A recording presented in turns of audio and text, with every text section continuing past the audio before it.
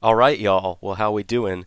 Well, we were pretty fortunate to have an awesome OKC v Denver series, and now as we look ahead to the conference finals, I'm feeling really, really high on OKC. And honestly, I had been since the first round, and I was a coward. I didn't want to just go ahead and pick OKC as my pick to go all the way, but yeah, I mean, I want to give Minnesota a little bit of a chance, so I'm titling this video, The Wolves Might Be in Trouble.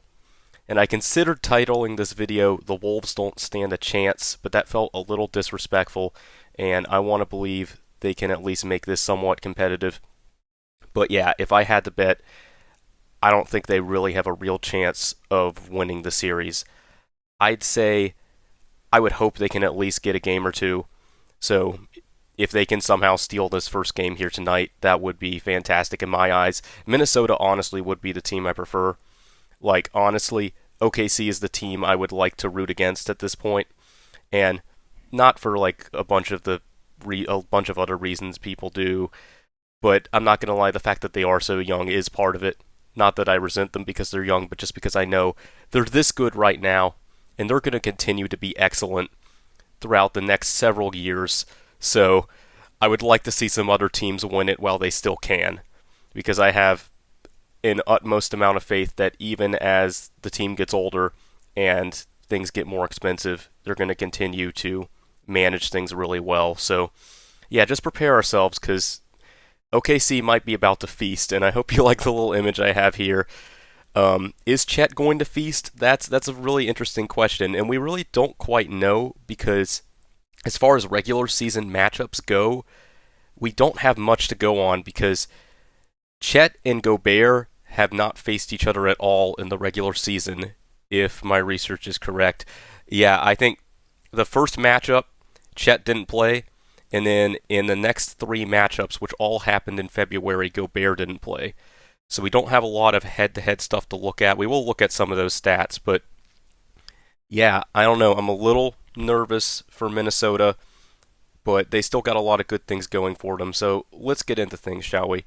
So, um, I think a lot of this series will come down to shooting, and then I'm also going to get into the big matchup because once again, I'm very curious to see how iHeart and Chet perform against a guy like Gobert. And this would be a very interesting series if Cat was still there. I think Randall can make some interesting things happen still, but yeah, ultimately, I think the biggest advantage the Wolves can have is shooting because if there's one weakness that has kind of remained throughout these first couple of series for OKC, it definitely has been the shooting. And I don't consider the Wolves to be like the most safe, consistent three-point shooting team, but they have a lot of guys who can shoot really well on their team. And OKC does too, but a lot of their best shooters, guys like Isaiah Joe and whatnot, haven't been seeing the floor very often. Whereas like Minnesota, it's basically the same eight guys, and Naz Reid, very key, very crucial, I think, because he has been one of their most consistent guys as far as the three-point shooting is go. Naz Reid has been hitting about three threes a game so far. He has shot bad in the last couple games, but I wouldn't necessarily be too concerned about that. He has been rather consistent. On the OKC side of things, I'm really curious to see if Lou Dort's shooting holds up because, especially in this Denver series, Lou Dort has shot the ball phenomenally, which is huge for OKC because they need all the shooting they can get. And Lou Dort, on account of his defense, is a guy that you would really like to be able to play a ton. And in the past, when his three-point shooting has not been as consistent, it's kind of tough. You know, it's like kind of a Draymond situation where it's like, okay, we want you out there for your defense, definitely, but you need to bring a little something else. So it was huge that he was legitimately one of their best shooters in this past series. So Nikhil also is a guy for the Timberwolves who can really space the floor well. But as of late, he's made just 5 threes in the last 5 games, and 4 of those were in game two. So we haven't seen very much beyond the arc from Nikhil lately. Hopefully that turns around for the Wolves going into this series. And I guess we got to look at the star matchup as well. Ant, man, I want to believe in Ant, but it's just a little tricky still. I do love all the memes we've been seeing where like you've got him as the Reaper going door to door, taking out all the different star players in both last year's playoffs and this year's playoffs, and that's cute. And Ant definitely deserves a good amount of credit for just how far the Wolves have gone both these past playoffs, but I'm not gonna lie, I'm not like ready to put him in that like top tier, top 10 conversation just yet. I just need a little more consistency from him. I need a little more assertiveness. And I hope he comes out of the gate tonight just super aggressive because the Wolves look so much better when he is. There's a lot of times where it just kind of feels like he's out there and it's not like he's not involved in the offense, but when he's not like asserting himself and taking over, he kind of feels like another player. And yeah, I mean, I want to believe in Ant, but we have to take a step back and look. And I mean, the Lakers, people were really high on them. I was not personally. And you can go back to my videos I did right at the beginning of the playoffs where I was like, yeah, I can't believe in the Lakers. I think they're just too thin. And that's really held true. I think, you know, outside of LeBron and Luca, a lot of people had a lot of faith in Austin Reeves. He did not really come through. So that series was not nearly as competitive as people hoped it would be. And then the same thing for the Warriors too. Like I'm not trying to take too much credit away from the Wolves, but the Warriors were injured. And, of course having Curry out is a massive loss and there's no real way for them to make up for that loss of shooting and playmaking and gravity and all of that. Jimmy Butler taking it to the next level could have helped. I'm not going to be too harsh on Jimmy Butler because I also think he was still hurt. I mean, the bone bruise to the pelvis or whatever it was he suffered when he went down like that. Yeah, I expect that he was probably still experiencing some pain. And yeah, I mean, I'm not to make too many excuses for the Lakers and Warriors, and the Wolves are a good team. I am thoroughly convinced that the Wolves are a good team, but OKC just looks like a force to be reckoned with. And if the Wolves want a shot, we really need Anthony Edwards to be very consistent. So that means, he needs to be shooting consistently. I mean, all the guys who are shooters for the Timberwolves need to be shooting really well. But also, he needs to be assertive with driving and everything, and definitely needs to get to the line, get his own. I mean, people love to be making all these jokes about SGA at the free throw line, but it's what superstars do. You go out there, you make a drive, you get the contact, and you go to the stripe, make those shots. And I 100% believe SGA will continue to do that. And Anthony Edwards should get his calls as well. That's something I expect them to continue to have, but I'm not going to lie, I'm just kind of worried about the offense for Minnesota getting a bit stagnant. I expect that Minnesota might be the best defensive team that OKC has faced so far.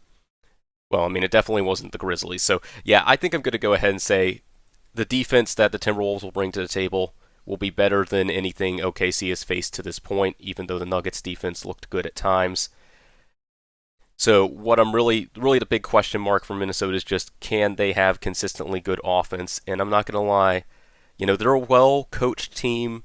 Sometimes they have really good chemistry, but a lot of times the ball just stops, Sometimes it stops at Anthony Edwards.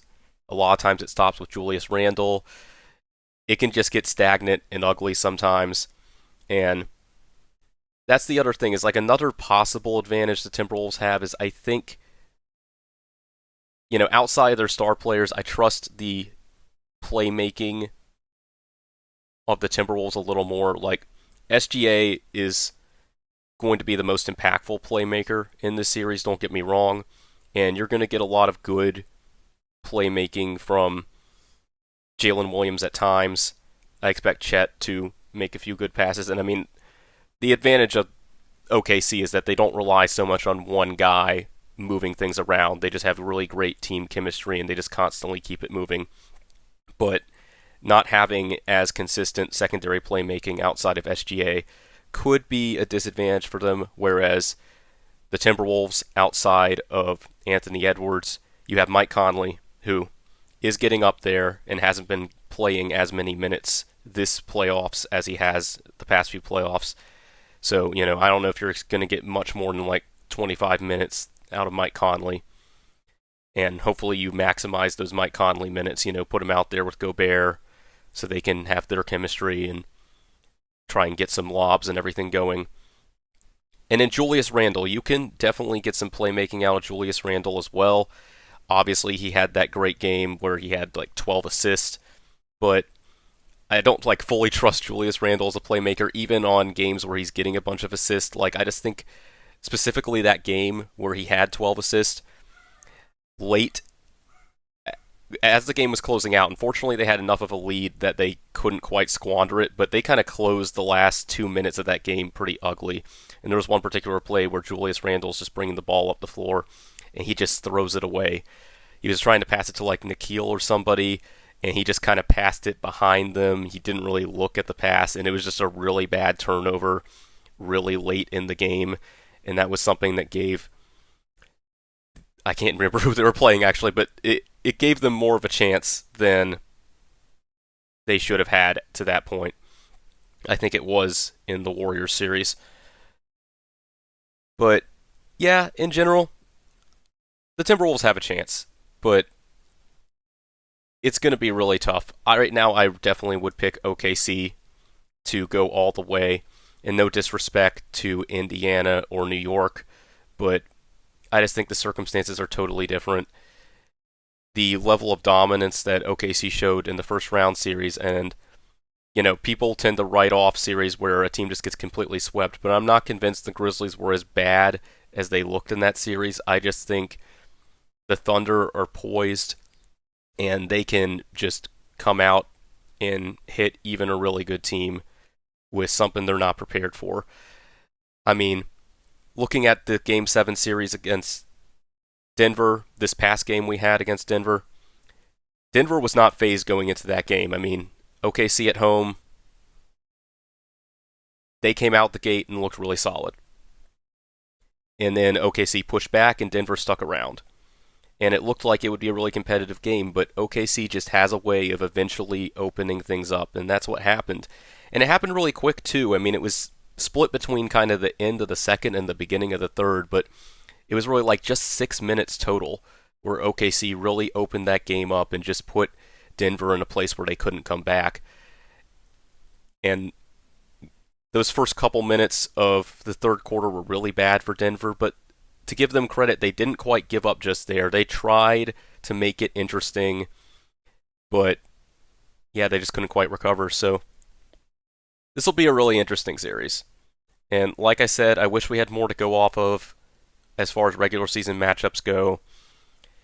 It was very weird the way 3 of those matchups were all within February, and we had 2 back-to-backs, and Gobert didn't play in any of those games. So we don't really know exactly what Minnesota's defense will look like. Minnesota at least got 2 wins in the regular season. I mean, it was split between the two of them. They both got 2 wins. So you could look at that and say things might be competitive, but those regular season games were kind of unusual. I don't know how much you can really look to those. But yeah, I feel pretty confident now going with OKC to go all the way. And I might make a video tomorrow going into Pacers-Knicks, because that could be a pretty interesting series as well. I will say, if you go back to my overreacting to the first games of the playoffs video, I do feel pretty damn happy that I said I do feel like Indiana has a chance to once again go to the conference finals, and indeed they did. So I feel a bit proud of myself for calling that early. But regardless, thank you for watching. And yeah, enjoy the game tonight.